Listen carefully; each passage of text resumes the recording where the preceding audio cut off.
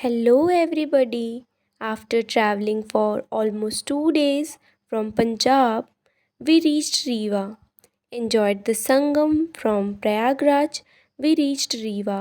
Rewa is a small district of Madhya Pradesh. A small district of Madhya Pradesh, which used to be very big earlier, used to make Rewa, which we also know from White Tiger, and has gained a lot more popularity after a lot of searching, which is known as Supari craft. We reached the old Riva, that is Silpi Plaza, where we got to see its small shop where uncle and nephew make this craft. Let's talk to them and know about this craft. Three members of Ram Sia's family continue this hereditary craft in Rewa town, which is 700 kilometers from Indore and 500 kilometers from Bhopal. One of them is 50-year-old Durgesh Kunder, the youngest of Ram Sia's five sons. He lives on Fort Road in his century old home come office. Abhishek and Rakesh Kunder, Durgesh Kunder's nephews, are the other two artisans who earn a livelihood from Supari art. To Durgesh Kunder, Supari Kala Kendra has dozens of handicrafts made from betel nut, from tiny kumkum boxes to shivlings to big idols.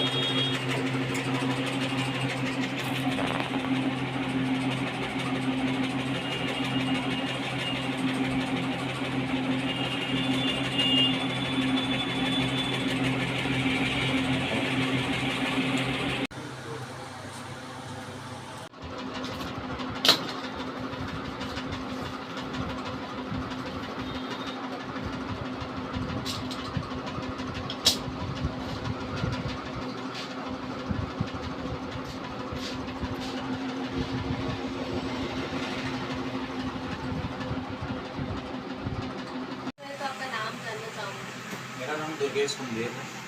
And आपके craft का नाम मतलब जो real name चलता है इसका सुपारी silk. सुपारी सिल्क। एंड जो आपने अपने बोर्ड पे लगा रखा है सुपारी आर्ट।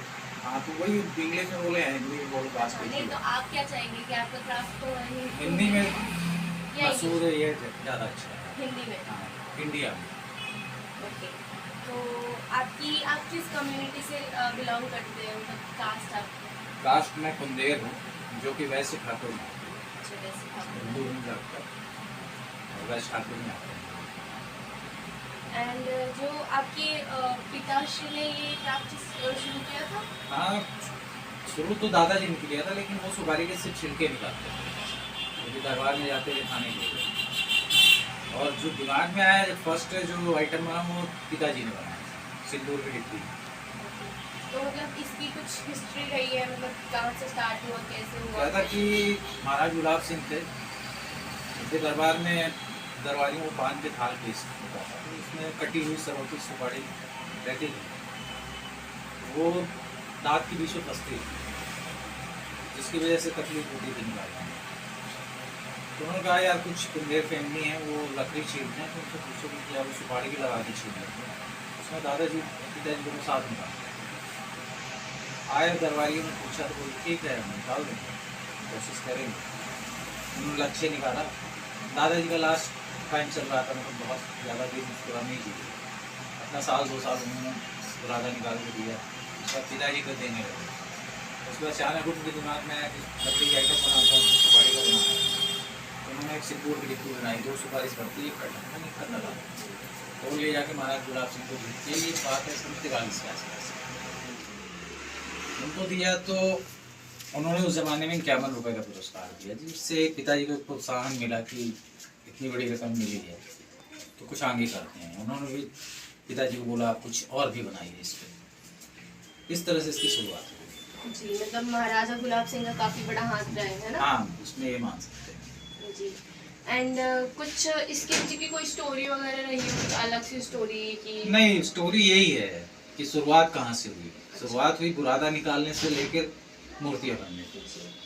और मतलब इसमें मतलब क्या क्या मोटिव्स आप यूज करते हैं? मतलब इसमें जो मटेरियल यूज होता है उसमें सुपारी होती है, प्लस क्लियर वार्निश आती है आजकल मार्केट में, उसको लेते हैं। इंस्टेंट एडेसिव जो तुरंत चिपक जाता है, जैसे फेविक्विक टाइप का, वो लगता है। नेचुरल वैक्स लगता है गैपिंग भरने के लिए, जो दरारें होती हैं वो नेचुरल वैक्स लगता है, ये यूज होता है। प्लस इसमें औजार जो लगते हैं, औजार से इनको शेप देके। और किस किस जो जो टूल्स यूज करते हैं उनके नाम आप मुझे बता सकते हैं? टूल्स यूज होते हैं बेसिकली इसमें, जो टूल्स यूज होते हैं उसमें रुखान होता है, एक मिहाना होता है, एक खुरचन्ना होता है, एक बर्मा होता है। जी। और मतलब इसका जो मतलब जैसे आप सिंदूर की डिब्बी बना रहे हैं तो उसका कोई प्रोसेस होता है, वो प्रोसेस बता सकते हैं? प्रोसेस क्या होता है, लकड़ी का एक बेस होता है, जी। कून होता है जो घूमता है लेथ मशीन की तरह, उसमें लकड़ी चढ़ाते हैं, लकड़ी में होल करते हैं, जिसमें सुपारी को फंसाया जाता है। पहले उसको एक साइड डिजाइन दी जाती है, उसके बाद पलट के उसको दूसरी तरफ फंसा के सेकंड जी, वो हम वीडियो में देख लेंगे।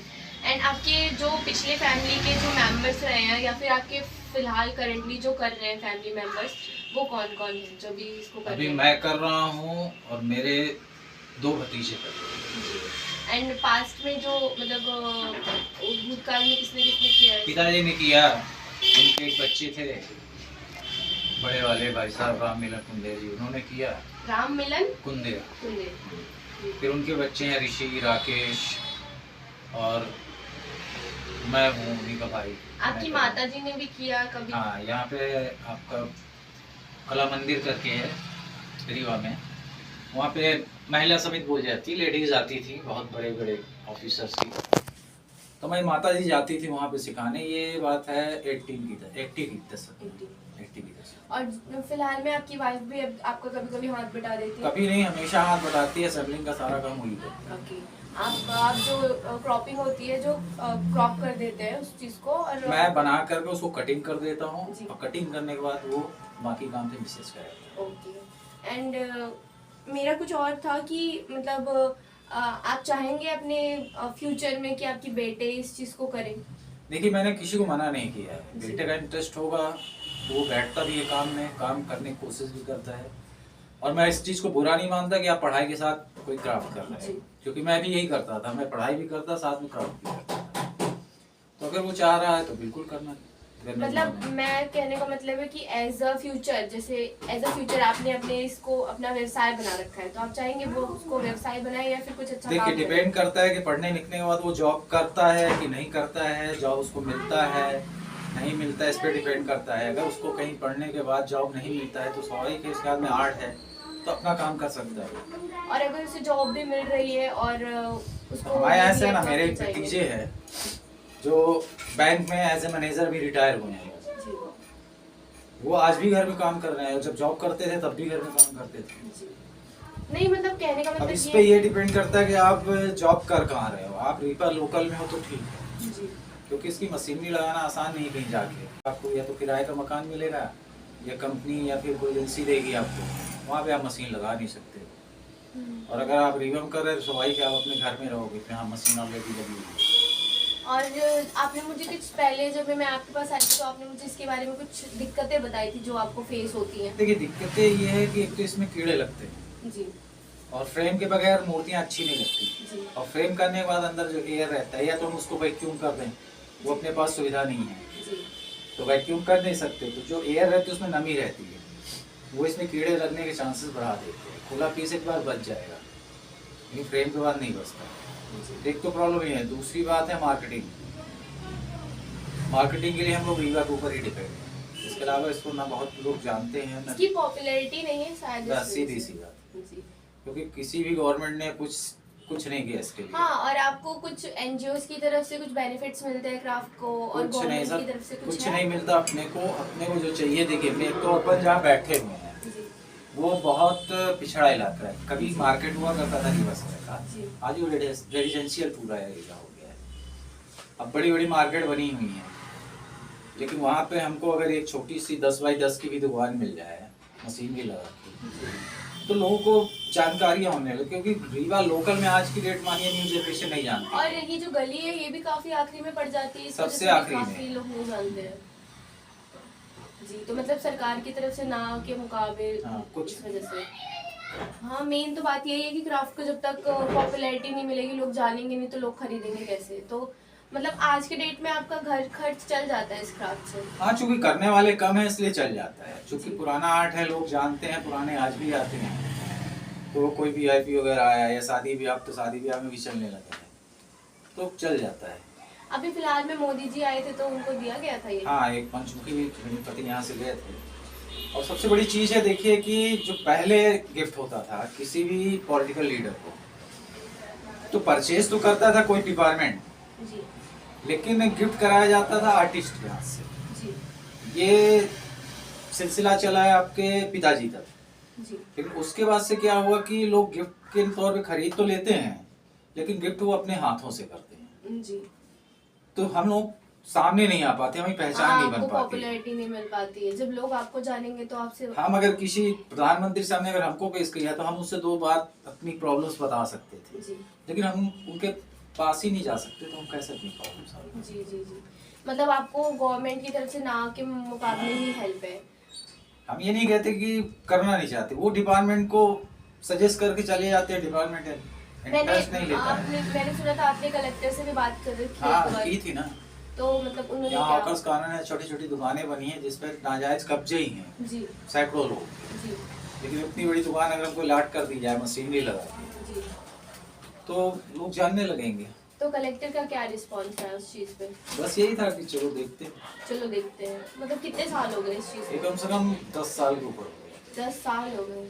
उसके बाद आपने कोई कोशिश नहीं की फिर? क्योंकि देखिए उसके पहले मैंने 10 बार जितने भी कलेक्टर आए मैंने सबसे कहा, नहीं तो अभी क्या पता नहीं। उद्योग विभाग के माध्यम से बातें कहलवाई, बड़े बड़े अधिकारियों की बातों से के माध्यम से कहलवाई, लेकिन कुछ नहीं हुआ। तो आपने मतलब उसके बाद तो 10 साल काफी हो जाते हैं। 10 साल से तो काफी ज्यादा कलेक्टर्स की पोस्टिंग हुई होगी, काफी ज्यादा कलेक्टर्स बदले होंगे। तो एक बार आपको लेटर लिखना चाहिए मेरे ख्याल से। देखिए क्या है ना कि इतना समय निकलता और आदमी कोई चीज अगर आप 10 बार हाथ डालते हो और हाथ खाली रहता है तो फिर आप छोड़ देते हो उसको। पैसे भी बेकार होते हैं, टाइम भी बर्बाद और होता है। कलेक्टर से मिलना इतना इजी भी नहीं रहता है। जी बिल्कुल। कौन हो, क्या हो, क्यों आए हो, कैसे हो। बिना पहचान के कलेक्टर से मिल नहीं सकते, वो भी रीवा जैसी सिटी में, बस वही चीज है। जहाँ हर चीज पे घोष लगती है। तो मतलब आपके जो पिताजी ने इसे शुरू किया, दादाजी ने शुरू किया था, लेकिन मतलब मेन तो पिताजी ने शुरू किया था। तो उनका नाम क्या था? उनका नाम राम सिंह कुंदेर जी। राम सिंह कुंदेर। और आपके दादाजी का नाम? भगवान दीन कुंदेर। भगवान दीन कुंदेर। एंड जो आपकी माँ ने, मतलब आपकी जो माँ ने वो किया था, उनका नाम? उनका नाम यशोदा देवी कुंदेर। क्या? यशोदा देवी। यशोदा देवी। एंड जो आपके प्रेजेंट में भतीजे कर रहे हैं दोनों? उसमें राकेश कुंदेर हैं, ऋषि कुंदेर हैं, ऋषि कुंदेर के बच्चे हैं अक्षय कुंदेर। और आपकी वाइफ का नाम क्या है? सविता कुंदेर। ओके। आपके 2 बच्चे? हाँ, 2 बच्चे। उनका नाम? अंश कुंदेर है 11 साल का, अंशिका कुंदेर है 13 साल की। ओके। तो मतलब अभी काफी छोटे ही हैं, फिर काफी ज्यादा उनकी पढ़ाई बची है।